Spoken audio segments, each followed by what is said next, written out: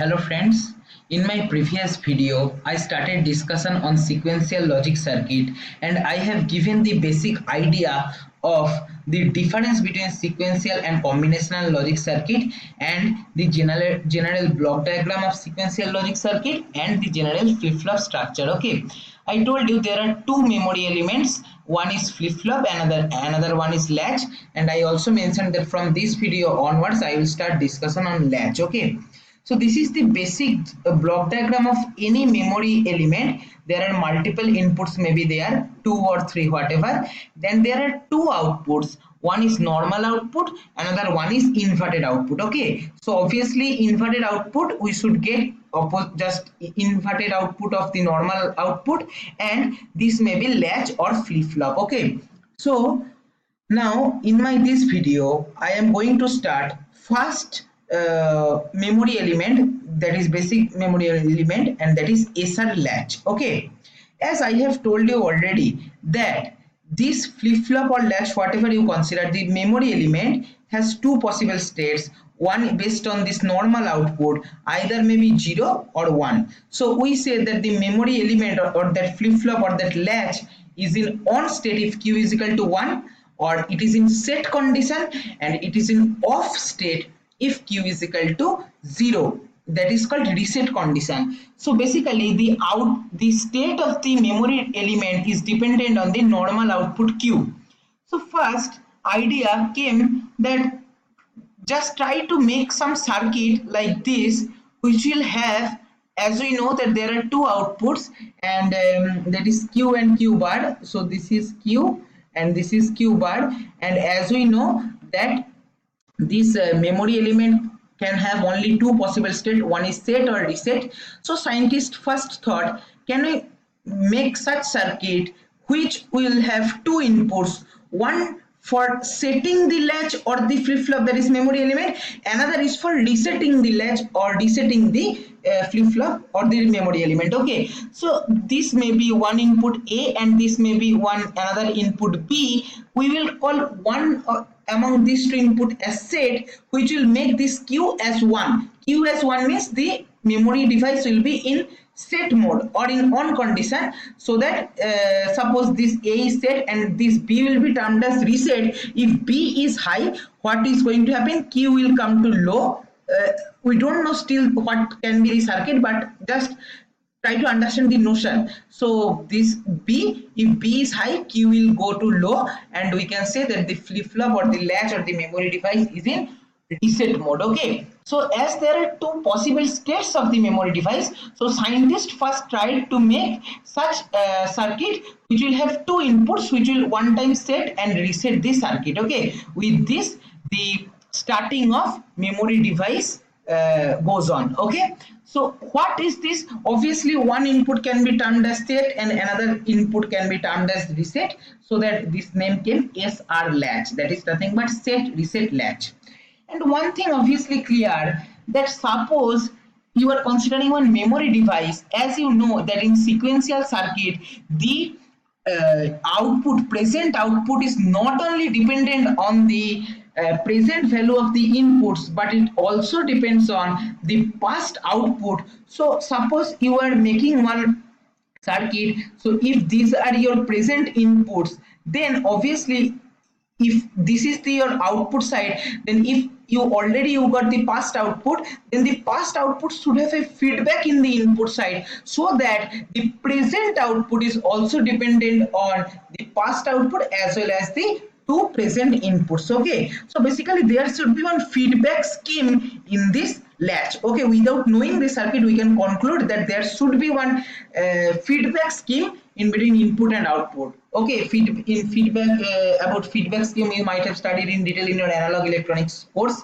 You know that voltage series, there is voltage series, current series, voltage and currents, and different feedbacks are there in analog electronics. But in digital electronics, simply you just consider that there should be one feedback in between input and output.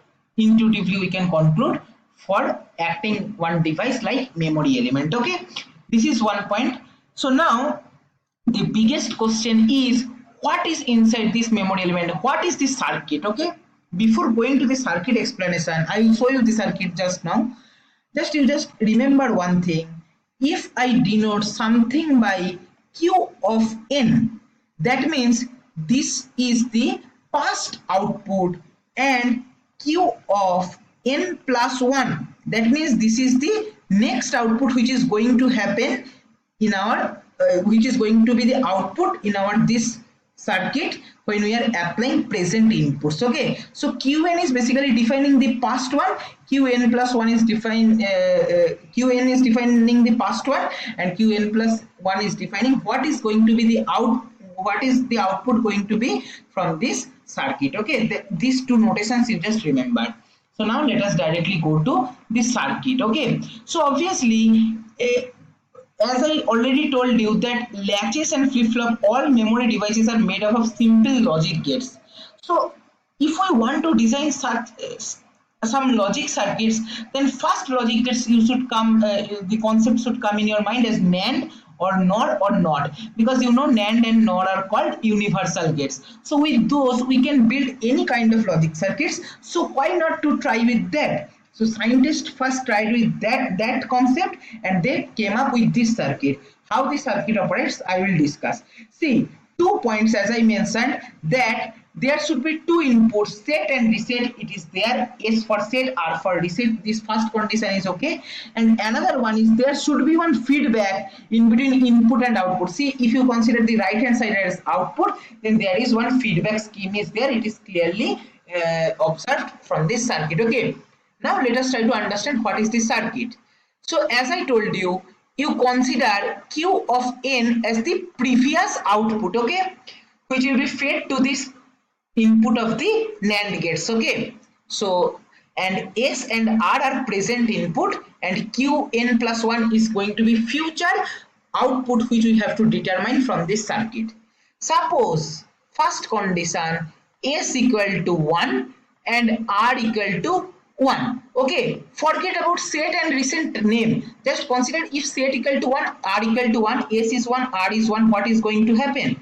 S is 1, R is 1. So for NAND gate, if one input is 1, we cannot say what can be the output, because if you consider the NAND gate truth table 0 0 0 1 1 0 1 1. So for NAND gate output will be for 0 0 it will be what? 1 1 1, and for 1 1 it is going to be 0. This is for truth table for NAND gate, right? So if one input is 1, see this you just consider here one input, just don't consider the first case, consider the rest of the cases.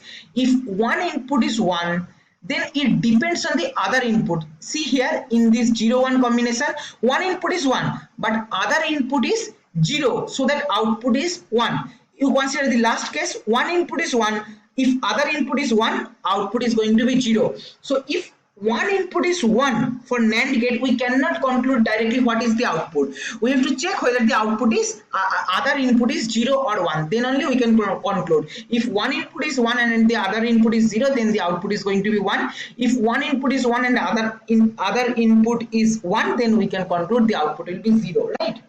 So if S equal to 1, we cannot conclude what is the possible output. Okay, so that similarly here, if R equal to 1 for this NAND gate, we cannot conclude what can be the possible output. So we have to just assume some certain values of Q and Q bar. Okay, previous values. So suppose Q of n, that is previous values, whatever happened in the past. We don't know how it happened, but we know this happened. Q of n, that is this Q value in the past, it was 1. You just consider if it is 1, so 1 will be fed back here. Now 1 1 comes. Now the present output of this second NAND gate is going to be what? If both input is 1 for the NAND gate, output is going to be 0. So Q bar will be 0. This Q bar is nothing but, you can say in terms of Q bar of n plus 1, because this is the future, or you can say this is the output what is going to happen now. So now if Q bar is 0, this 0 will be fed back here, and if it is 0 0 and 1, if one input is 1 and other input is 0, then the output is going to be 1. So this, now the future output will be 1. So if previous output is 1, the future value of q is also going to be 1 if s and r both are 1. Okay, clear? So what we can write here, s equal to 1, r equal to 1, and if first value q of n equal to 1, then we got q of n plus 1 also equal to 1. Now you consider q of n equal to 0. Suppose previous value was not 1, it was 0. Then what will happen? Suppose q was 0, then you just consider if q is 0, then previously it was 0, right? So now this 0 will be fed back here. Now this becomes 0. Now 1 0 combination of NAND gate, 1 0 will give 1. So this q bar of n plus 1 will be 1, and as this is 1, this 1 will be fed back here. So now this becomes 1. So as 1 1 combination is the input for the NAND gate for the time being, 1 1. If 1 1 is the input, output is going to be 0. So now the q of n plus 1 will be what? 0. Okay, because for 1 1 combination the output for NAND gate is 0. So if qn is 0, q of n plus 1 is also going to be what? 0. So now you see, if s equal to 1, r equal to 1 is satisfied, then if qn, that is previous value, is 1, future value is going to be also 1. If qn is 0, then future value is going to be also 0. That is, this circuit will not affect any output. It will it will just hold the previous value. There is no change in the output will be there. Okay, so now the first case is over. S equal to 1, r equal to 1. Now you consider, now next cases will be very easy. Now you consider s equal to 1, r equal to 0. If s equal to 1, r equal to 0, see, this case is easier. If for NAND gate, you just consider, for NAND gate, from the truth table itself it is clear. If at least one input is 0, output is going to be 1. See, 0 0 1, 0 1 1, 1 0 1. If both input are 1 1, output is going to be 0. So if at least one input is 0, output is going to be 1, right? So if r is 0, q bar of n plus 1 will be 1. If q bar of n plus 1 is 1, this one will be fed back here. As these are 1 1 combination, so output will be 0. Okay, so very easy. S equal to 1, r equal to 0, output is going to be, that is q of n plus 1, it is going to be what? 0, right? So if s equal to 1, r equal to 0, q of n plus 1 will be 0.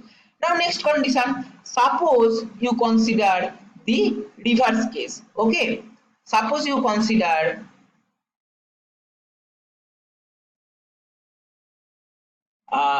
s equal to 0 and r equal to 1. If s equal to 0 for NAND gate, if any input is 0, output is going to be 1. That is q of n plus 1, that is future output will be 1. If it is 1, 1 will come here, it will be feedback, and this 1 1 combination, q of n plus 1 whole bar, that is the complement output will be 0. So 1 0, it is satisfying, right? So s equal to 0, r equal to 1, the q of n plus 1 will be basically nothing but what? 1. Now you consider the last scenario, that is, let me erase this. Now the last case is possible is both input as 0 0. If s is 0 for NAND gate, if any one input is 0, output is going to be 1. And here also for the second NAND gate also one input is 0, so no doubt the output is going to be 1. Now see, there is one problem. See, for q and q bar, that is the main equation and the complement, the main output and complement both are 1, same value, but this should not happen. Why it is making one problem. I will continue in my next video. Thank you.